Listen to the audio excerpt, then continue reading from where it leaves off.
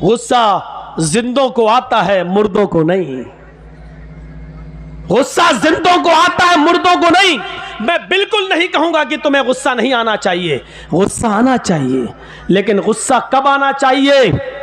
कब? जब कोई जय श्री राम का नारा लगाए तो उसके जवाब में तुम अल्लाहू अकबर का नहीं। गुस्सा तब आना चाहिए जब आप अपने बेटे के हाथ में शराब की बोतल देखें। गुस्सा तब आना चाहिए जब रात के 12 बजे आपकी जवान बेटी बिस्तर पर लिहाफ और रजाई के अंदर मोबाइल चला रही है और फेसबुक चला रही है, एंड्रॉइड मोबाइल इस्तेमाल कर रही है। आपको गुस्सा आना चाहिए।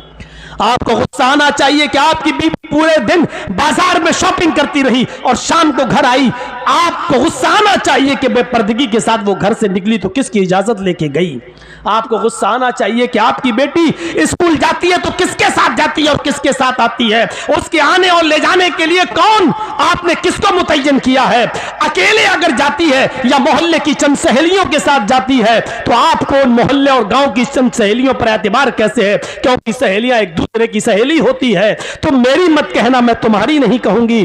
तुम अपने बॉयफ्रेंड के साथ जाओ, हम अपने बॉयफ्रेंड के साथ जाते हैं और घर जब पहुंचेंगे तो हम लोग एक साथ हो लेंगे। तुम हमें फला जगह पे मिल जाना। आपने अपनी बेटी को गांव की चंद लड़कियों के साथ स्कूल जाने की इजाजत कैसे दे दी? और दे दी तो आपने उसका पीछा करके कभी देखा? कभी आपने पूछा कि स्कूल से ये लड़की कितने बजे गई, हमारे घर पे कब पहुंचती है? ये हिसाब किताब कौन करेगा? मुसलमानों, तुम हिसाब किताब करने वाली कौम हो। तुम बच्चों के लिए अगर बाप हो तो अपने बच्चों का हिसाब लो, शौहर हो तो अपनी बीवी का हिसाब लो, अगर भाई हो तो अपनी बहन का मुहासिबा करो। मुहासिबा जिंदे करते हैं, मुर्दों से हिसाब नहीं लिया जाता है। हिसाब जिंदों से तलब किया जाता है, मुर्दों से नहीं। तुम जिंदा कौम हो, हम तुमसे हिसाब ले सकते हैं। ये मदरसे में कितना चंदा हुआ है आपने दिया है, आप हिसाब लो मदरसा कमेटी से। मदरसे कमेटी के लोगों को बुरा नहीं मानना चाहिए, क्योंकि एक एक रुपया आपकी अमानत है, आपके बच्चों पर ही खर्च होगा। इसलिए हिसाब जिंदे लेते हैं, हिसाब जिंदे देते हैं। हजरत उमर जब मिंबर पे खड़े हुए और नई कमीज पहनकर खुतबा देने लगे तो एक नौजवान उठा और कहने लगा, उमर खुतबा देना बंद कर, तकरीर करना बंद कर, खुतबा नहीं देने दूंगा। हजरत उमर ने कहा, क्यों, वजह क्या है? कहा, पहले इस बात का हिसाब दो, ये नया कुर्ता तुम्हारे पास कहां से आया? तुम्हारी तनख्वाह बैतुल माल से इतनी नहीं है कि तुम नई कमीज सिला सको। आज नया कुर्ता तुम्हारे पास कहां से आया? हजरत उमर कहने लगे कि इसकी सफाई मेरा बेटा देगा। हजरत उमर फारूक का बेटा उठता है, सफाई पेश करता है कि बैतुल माल में जो चादरें आई थी वो सारे मुसलमानों में तकसीम होना थी।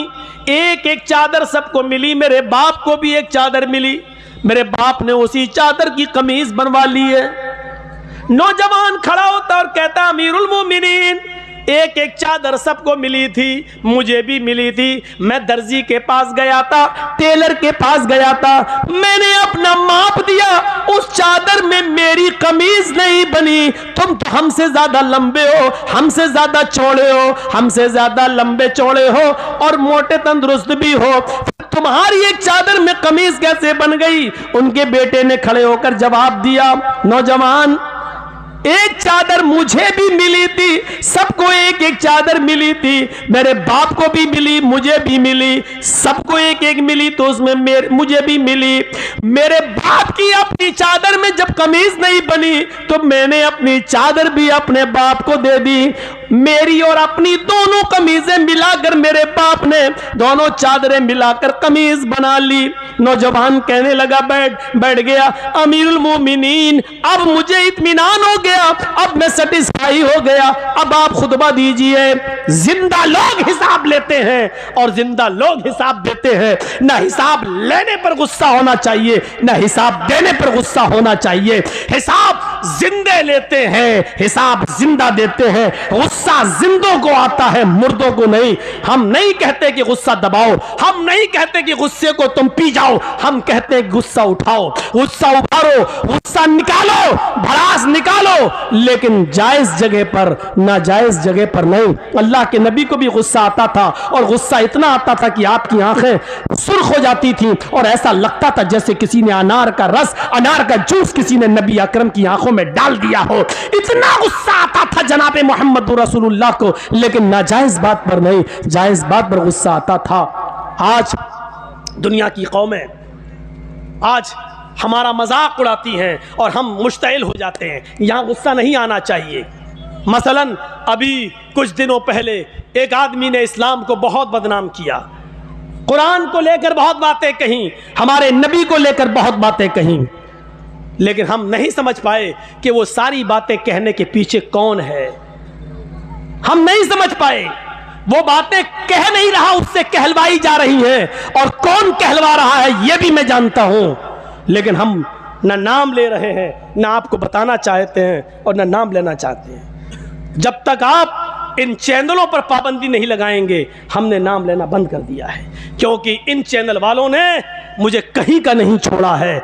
मेरे ऊपर इतने केस करवाए हैं, इतने केस करवाए हैं कि मैं ज़िंदगी में कभी इनको माफ़ नहीं कर सकता हूँ। मना करने के बावजूद इन्होंने वही चीज़ें डाली हैं जिन चीज़ों से मैंने इनको रोका था।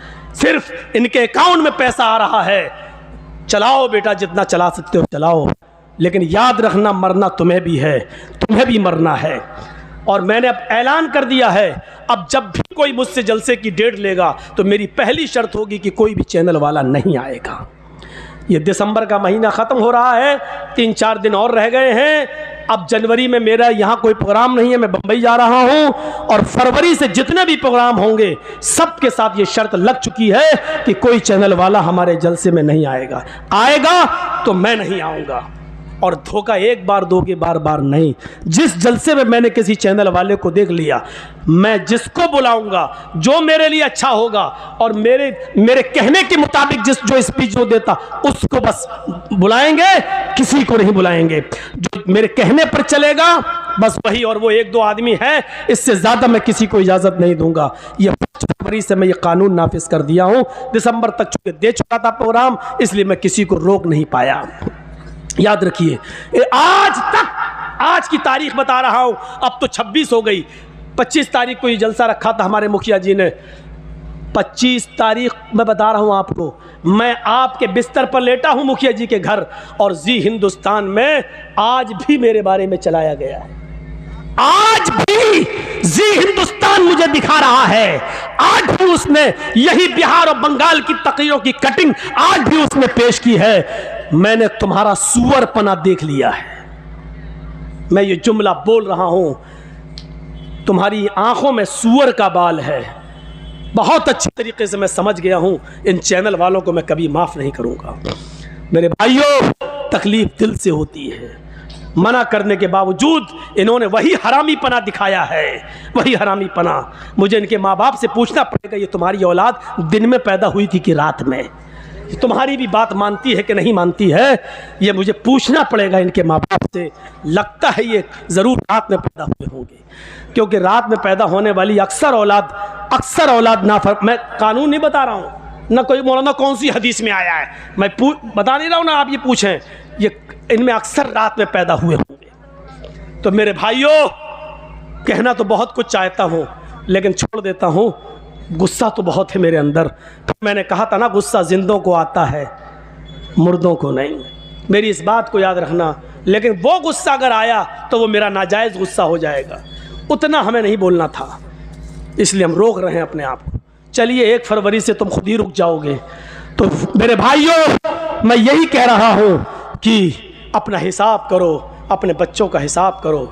पूछो, आज की नौजवान नस्ल, हमारी बेटियां, हमारी लड़कियां